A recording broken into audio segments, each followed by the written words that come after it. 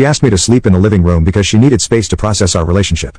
I found out she was video calling her ex every night before bed. When confronted, she said, "He helps me sleep. You just stress me out." I didn't argue, just packed her bags, dropped them at his door, and changed the locks.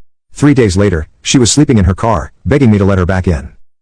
Hey viewers, real quick, only 8% of you watching are subscribed, and the channel's kind of stuck right now. If you enjoy these stories, hitting that subscribe button would really help us keep going. Thanks. I'm 38, male, Jake, and this happened 5 days ago, but I'm still processing the sheer audacity. I've been with Monica, 29F, for 2 years. She moved into my house about 8 months ago after her lease ended. We never got around to adding her to anything official, just a verbal agreement that she'd help with utilities and groceries. She works part-time at some boutique downtown, making maybe $15 an hour. Last Tuesday night, I come home from a long day at the construction site, and Monica's waiting in the living room with this serious expression. "Jake, we need to talk.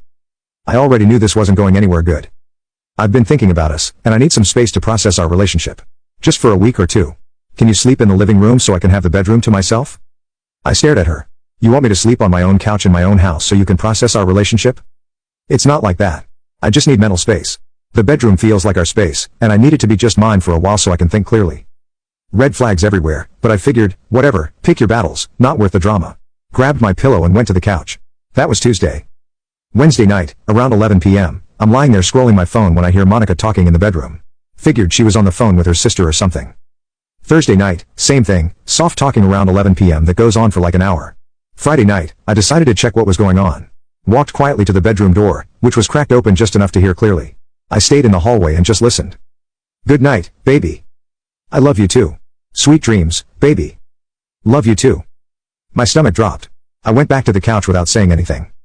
Saturday morning, Monica left for work at the boutique. As soon as her car was gone, I went into action. Packed every single thing that belonged to her, clothes, shoes, makeup, that ridiculous collection of bath bombs she never used, everything. Took me about 2 hours and filled up 6 large garbage bags and 3 boxes. Monica had mentioned Ryan, her ex, a few times early on. Said they stayed friends. She'd shown me his apartment complex once when we drove past it months ago and said he lived there. Took me 20 minutes to find the right building, and I remembered it was a corner unit on the 2nd floor. Loaded it all into my truck and drove over there. Left everything outside what I was pretty sure was his door with a note, "Monica needs space to process. She's all yours now. Jake." Drove home and called a locksmith. Had to pay extra for weekend service but got new locks installed by 4 p.m. Cost me $320 total, but worth every penny. Monica got home around 6 p.m. I watched through the window as she tried her key 3 times before pounding on the door. "Jake, what's going on?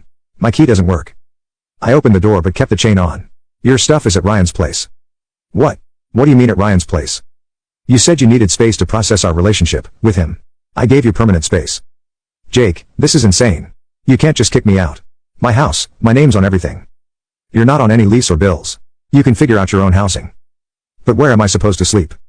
Maybe Ryan can help you with that too. Seems like he helps you with everything else." She started crying, then real tears or performance, who knows. "Jake, please. I made a mistake. I shouldn't have been talking to Ryan like that. We can work this out. We already worked it out.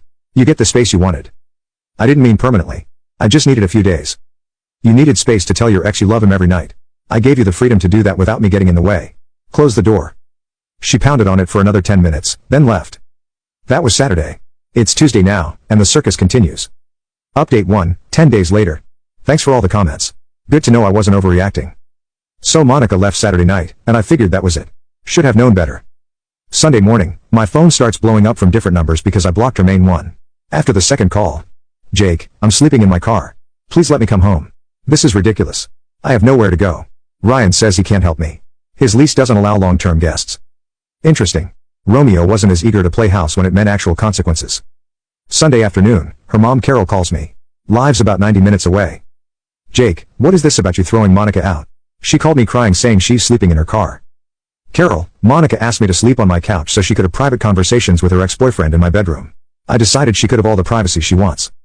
That doesn't sound like Monica. Are you sure you're not misunderstanding something? I heard her tell him she loved him Friday night.